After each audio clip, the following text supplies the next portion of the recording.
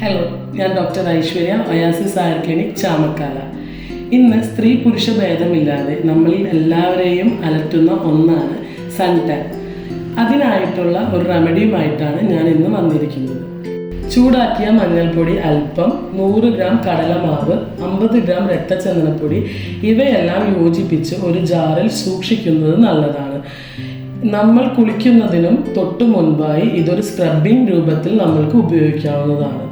അതുപോലെ തന്നെ ഇത് ഫേസിൽ ഉപയോഗിക്കുമ്പോൾ തൈര്, റോസ് വാട്ടർ അഥവാ പൊട്ടറ്റോയുടെ ജ്യൂസ് ഇത് മിക്സ് ചെയ്ത് നമ്മളുടെ ഫേസിൽ ഒരു 10 മിനിറ്റ് ഇട്ടതിന് ശേഷം റിൻസ് ഓഫ് ചെയ്ത് കളയുന്നത് വളരെ ഉചിതമായ ഒന്നാണ്.